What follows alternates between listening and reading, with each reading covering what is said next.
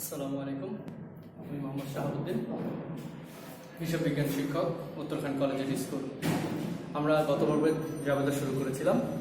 জাবেদার আমরা উদাহরণ 1 করছিলাম 68 পৃষ্ঠা। আসলে আমরা জাবেদার ওই দিন 4টা এন্ট্রি করেছিলাম, 4টা দাখিলা করেছিলাম। আজকে আমাদের আর বাকি আছে 5টা দাখিলা। এই 5টা দাখিলা আমরা আবার আলোচনা করবো কীভাবে জাবেদা ডেবিট হলো, কীভাবে ক্রেডিট হলো, কীভাবে আমরা শুরু করতে পারি। তাহলে আমি আজকে আবার যেটা করেছি আর গত দিনের মতো আমি আগে থেকেই এখানে জাবেদাগুলো করে রেখেছি।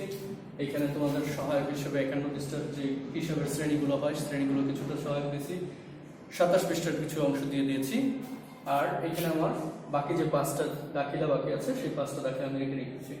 তো আমি এখান থেকে শুরু করবো। শুরুতে আসি আমরা 9 তারিখের এন্ট্রি থেকে। 9 তারিখে কি বলেছে দেখো, বাকিতে পণ্য ক্রয়। তাহলে এর আগের দিন আমরা ঠিক প্রথম জাবেদাটা করেছিলাম বাকি নগদে পণ্য ক্রয়। তাহলে নগদে কিনলে আমরা নগদ টাকা দিয়ে কিনি, আর এখানে বাকিতে কিনেছি, তাহলে টাকাটা আমি পরিশোধ করিনি। আসো প্রথমে কি আসে, প্রথমে আমরা বলেছিলাম পণ্য মাল চেকের নামে কোনো হিসাব হয় না। তাহলে প্রথমে এখানে আমরা ক্রয় করেছি, তাহলে ক্রয় একটা হিসাব।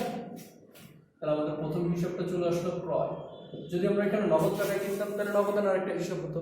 যেহেতু নগদ টাকায় কিনিনি বাকিতে, তাহলে অবশ্যই আমার কাছে কেউ টাকা পায়। বাকিতে কিনেছি, তাহলে বিনিময় কি? বিনিময় হচ্ছে টাকা আমি কাউকে দেইনি, তার মানে ওই লোকটা আমার কাছে টাকা পায়। আর যে আমার কাছে টাকা পায় সে হচ্ছে আমার পাওনাদার।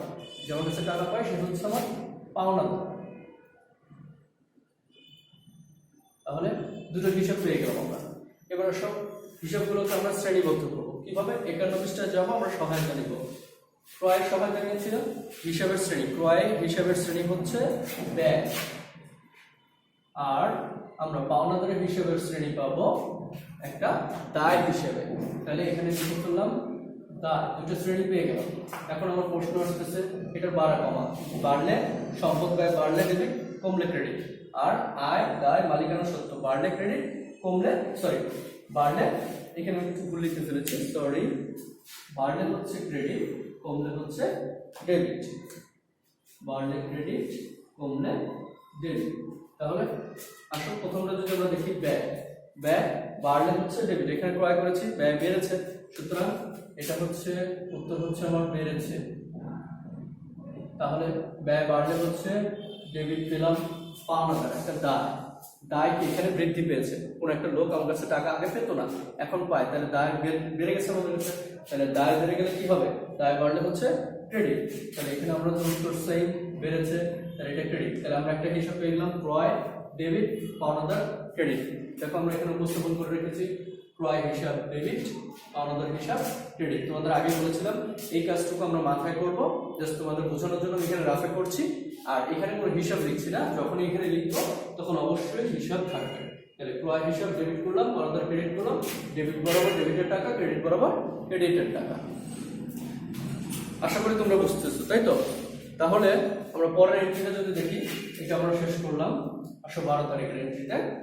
কুরিন সঞ্চিতি ধার্য করা হলো। আচ্ছা, কুরিনটা কি সেটা যদি আমরা আগে বুঝতে চাই, কুরিন হচ্ছে কুঋণ, যেই ঋণটা আদায় হবে না, অর্থাৎ যেই টাকাটা আমি কারো কাছে পাই। আমরা ব্যবসা প্রতিষ্ঠানে কার কাছে টাকা পাই? সাধারণত দেনদারের কাছে টাকা পাই। তাহলে দেনদারের কাছ থেকে আমরা যে টাকাটা পাই, সেই টাকাটা সে কোনো কারণে আমাকে দিতে পারছে না। সেটা অনেক কারণ হতে পারে, যার মধ্যে উল্লেখযোগ্য 2টা কারণ হতে পারে। সে দেউলিয়া হয়ে গেছে, অর্থাৎ তার কাছে এখন টাকা পয়সা নেই। হতে পারে তার মৃত্যু হয়ে গেছে। তাহলে যে কোনো কারণেই হোক, যদি দেনাদারের কাছ থেকে আমরা টাকা না পাই, সেই টাকাটাকেই বলা হয় কুঋণ। তাহলে তোমরা অবশ্যই বুঝতে পারছো এটা কি একটা ব্যবসার জন্য ক্ষতি।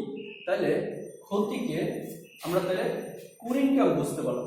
কুঋণ সঞ্চিত টাকা ধার্য করার বলতে বোঝায় ক্ষতি হয়নি এখনো, ব্যবসা প্রতিষ্ঠান এখনো ক্ষতি হয়নি। তবে এই ধরনের ক্ষতি ব্যবসা প্রতিষ্ঠান প্রতিনিয়ত হয় এবং অনেক বেশি হয়। এই কারণে একটা সিস্টেম চালু করা হচ্ছে যে লাভ থেকে কিছু টাকা আগে থেকে ক্ষতি হিসেবে সরিয়ে রাখা। তাহলে ক্ষতি হিসেবে যদি সরিয়ে রাখতে চাই, তাহলে আমরা প্রথমেই ক্ষতি না হলেও আমরা ধরে নিলাম কুঋণ নামক ক্ষতিটা হয়ে গেছে, এই জন্য কুঋণ একটা হিসাব। আর এটার বিরুদ্ধে আমরা কি করতেছি, ক্ষতির বিরুদ্ধে একটা সঞ্চিতিটা টাকা জমিয়ে রাখতে চাচ্ছে, মানে ক্ষতি হলে যাতে এখান থেকে আমি পুষিয়ে রাখতে পারি। এই জন্য কুঋণ সঞ্চিতি একটা হিসাব। কুঋণ সঞ্চিতি এটা আরেকটা হিসাব। এখন কুঋণ হিসাবকে তুমি 51 পৃষ্ঠার হিসাবের সমীকরণে যদি শ্রেণীতে যাও, তাহলে কুঋণকে পেয়ে যাবে ব্যয়। তাহলে কুড়ি নম্বর হয়ে গেলাম ব্যয়, আর কুড়ির সঞ্চিতি হচ্ছে ব্যয়ের বিপরীতে সঞ্চিতি করে রাখা, ব্যয়ের বিপরীতে সঞ্চিতি। তাহলে আমরা জানি যদিও এটাকে ব্যয়ের বিপরীতে আমরা সবসময় আয়কে ধরি, ব্যয়ের বিপরীতে আয়, সম্পদের বিপরীত দায়, যদিও এটাকে করি, কিন্তু ব্যয়ের বিপরীত আসলে এখানে আয় বলা যাবে না, তবে এটা ব্যয়ের বিপরীত দেখে আমরা সেই উল্টো দিকে যাবো। তাহলে এটা ব্যয়ের বিপরীত, এটাকে আমরা যদি বলি ব্যয়, আয় বলতে পারবো না সরাসরি, ব্যয় বিপরীত লিখলাম। আচ্ছা, যদি ব্যয়ের বিপরীতে যাই তাহলে কুড়িন এখানে খরচটা বেড়ে গেছে বা ক্ষতিটা বেড়ে গেছে, তাহলে ক্ষতি বেড়েছে, ক্ষতি বাড়লে, ব্যয় বা ক্ষতি বাড়লে হচ্ছে ডেবিট, এটা ডেবিট টাইপ। তাহলে আমরা কি লিখছি, কুড়িন সঞ্চিতি, এটা হচ্ছে ব্যয়ের বিপরীত, তার মানে ব্যয়ের যে হিসাবগুলো হবে ঠিক এটার বিপরীত হিসেবে দেখাতে হবে। তাহলে ব্যয় যদি এখানে বাড়ে, কুড়িন সঞ্চিতিও কি, সঞ্চিতিটাও আমরা বৃদ্ধি করেছি, সঞ্চিতিটাও আমরা বৃদ্ধি করেছি, তাহলে ব্যয় বাড়লে ডেবিট হতো, এখানে সঞ্চিতি বৃদ্ধি পেয়েছে, কিন্তু যেহেতু এটা ব্যয় না, ব্যয়ের বিপরীত, তাহলে এটাকে আমরা আয় ধরে নিই এক সেন্সে। যদি আয় ধরে নিই তাহলে আয় বাড়লে কি হয়, আয় বাড়লে হচ্ছে ক্রেডিট, তাহলে কুড়িন সঞ্চিতিটা কি হয়ে যাচ্ছে, আমাদের ক্রেডিট হয়ে যাচ্ছে। তাহলে আমরা দুটো হিসাব পেয়ে গেলাম। দেখো, কুড়িন হিসাব ডেবিট করে ফেলেছি আমরা, কুড়িন সঞ্চিতি হিসাব ক্রেডিট করে ফেলেছি আমরা। তাহলে কি করতেছি, আমরা ব্যয়টাকে লিপিবদ্ধ করে ফেললাম যে ব্যয় হিসেবে, এবং ব্যয়ের বিপরীতে একটা সঞ্চিতি জমিয়ে রাখলাম, এই জন্য এটাকে ক্রেডিট করে দিলাম। তাহলে আমরা 12 তারিখ শেষ করলাম, তাই তো?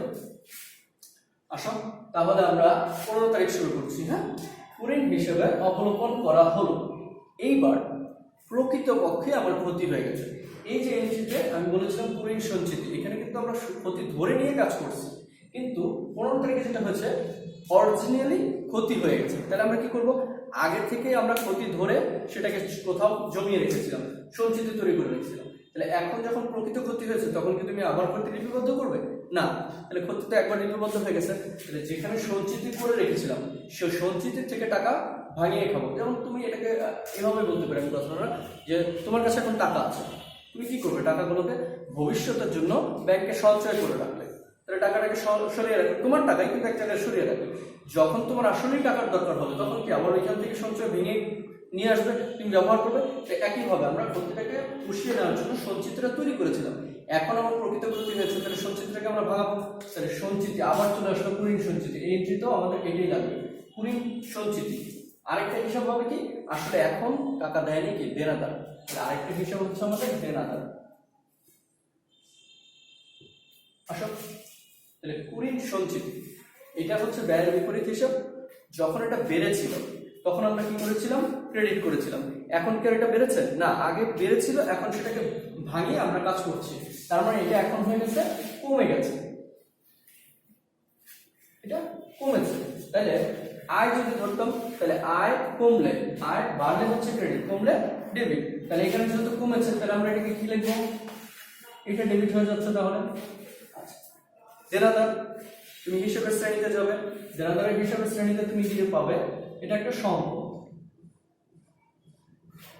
এখন আগে কি এই দেনাদার ছিল তোমার? হ্যাঁ ছিল। তাহলে এখন তোমার এই দেনাদার টাকা দিচ্ছে না, তাহলে এই দেনাদার তোমার কাছ থেকে কমে গেছে। তাহলে আমরা উত্তর পেলাম সম্পদ কমেছে। তাহলে সম্পদ কমলে হয় ক্রেডিট, তাহলে আমরা উত্তর পেয়ে গেলাম এটা দেনাদার ক্রেডিট। তাহলে এই দুটো এন্ট্রি থেকে আমরা পাচ্ছি কুড়িন সঞ্চিতি ডেবিট, দেনাদার হিসাব ক্রেডিট। আসলে আমরা 15 তারিখে লিখে ফেলছি কুড়িন সঞ্চিতি হিসাব ডেবিট আর দেনাদার হিসাব ক্রেডিট। ঠিক আছে, তাহলে আমরা 15 তারিখ শেষ করে ফেললাম। এবার আসো মণিহারি দ্রব্যাদি ক্রয়। তোমরা যে চার্টটা আছে, অর্থাৎ এই যে 51 পৃষ্ঠা হিসাবের শ্রেণী যে চার্টটা আছে, ওখানে গেলে দেখবে মণিহারি একটা হিসাব পেয়ে যাবে। হ্যাঁ, মণিহারি হিসাবের নাম কি, ব্যয়। মণিহারি কি জিনিস যদি তুমি বুঝতে না পারো, তার 3 নম্বর যে কলামটা আছে, 3 নম্বর কলামটা তুমি একটু স্পষ্ট করে পড়ে নেবে, ওখানে সুন্দর করে লেখা আছে। মণিহারি বলতে কাগজ, কলম, কালি, কার্বন, এই সকল জিনিসকে বোঝায়। ছোট ছোট যেসব জিনিস আমরা ব্যবহার করি সেগুলোকে মণিহারি বলা হয়। তাহলে মণিহারি জিনিস আমরা কিনেছি, তাহলে এই জিনিসগুলো কি পণ্য ক্রয়ের মতো না, কাছাকাছি না, অনেকটা কাছাকাছি। একটু পরিষ্কার করে দিই।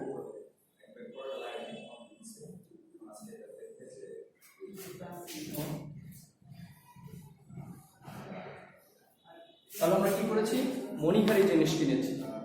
মণিহারি জিনিস কিনলাম, তাহলে মণিহারি জিনিসগুলো আমার কাছে আসলো, তাহলে মণিহারি একটা জিনিস আসলো। ধরে নাও আমরা কলমে কিনেছি অথবা কাগজ কিনেছি, তাহলে মণিহারি জিনিসটা আমার বাড়লো, কাগজ কলমটা বাড়লো, আর হিসাবের আরেকটা হিসাব কি দিয়ে কিনেছো, এখানে কিছু বলা নেই। তাহলে কিনেছো যখন কিছু না কিছু তো দিয়েছো, কি দিয়েছো, কিছু যেহেতু বলা নেই তাহলে নগদ টাকা দিয়ে কিনে নিয়ে এসেছো। তাহলে আরেকটা হিসাব চলে আসলো আমাদের নগদা। তাহলে মণিহারি একটা হিসাব, এটার হিসাবের শ্রেণী কি, হিসাবের শ্রেণীতে চলে যাবো 51 পৃষ্ঠায়। মণিহারির শ্রেণীতে পাচ্ছি ব্যয়, তাহলে আমরা এটা পেলাম ব্যয়, আর নগদের শ্রেণী হচ্ছে সম্পদ। এবার প্রশ্ন হচ্ছে আমাদের বাড়া কমা। তাহলে মণিহারি কি আগে ছিল কিছু থাকতে পারে, কিন্তু এখন কেনার দ্বারা আরো বেড়েছে, তাহলে ব্যয় বেড়েছে, ব্যয় বেড়েছে। বাড়লে কি হয়, ব্যয় বাড়লে হয় ডেবিট। সম্পদ কি হচ্ছে, নগদ টাকা চলে গেছে তোমার, কমেছে, কমেছে, তাহলে কি হচ্ছে, ক্রেডিট হচ্ছে। তাহলে কি হচ্ছে, কমেছে, তাহলে ক্রেডিট হলো। তাহলে এটাকে যদি আমরা হিসাব উপস্থাপন করি, দেখো 18 তারিখ মণিহারি হিসাব ডেবিট করেছে, ওই যে ওখান থেকে পেয়ে গেছি আমরা। নগদের হিসাব ক্রেডিট পেয়েছি, কারণ নগদ টাকা আমাদের কমে গেছে। খুব সিম্পল।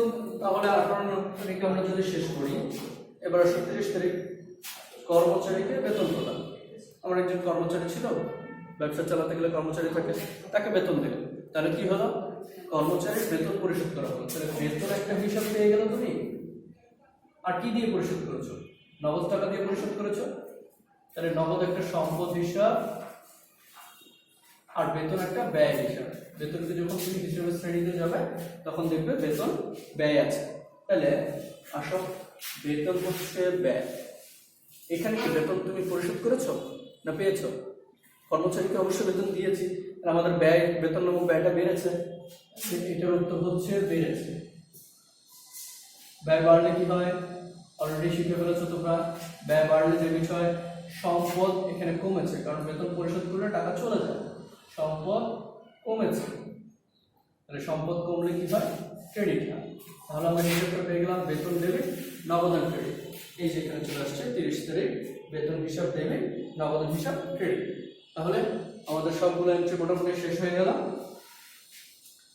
আর আমি এর আগের দিনও বলেছিলাম, প্রতিটা হিসাবের শেষে তুমি যা দিয়ে বুঝবে কিসের জাবেদা করেছো সেটাই লিখবে, ওইটাই তোমার ব্যাখ্যা। আর পুরো অঙ্কটা শেষ করার পর আমরা অবশ্যই এখানে যোগফল করবো। হ্যাঁ, অবশ্যই এখানে যোগফল করবো, এখানে মোট লিখে দিতে পারি আমরা, যোগফল করবো। এই হচ্ছে। তারপরে যদি তোমাদের কোনো এন্ট্রিতে সমস্যা থাকে, থাকতেই পারে, কারণ নানান ধরনের এন্ট্রি, বিভিন্ন ধরনের অ্যাঙ্গেল থেকে প্রশ্ন করা হয়।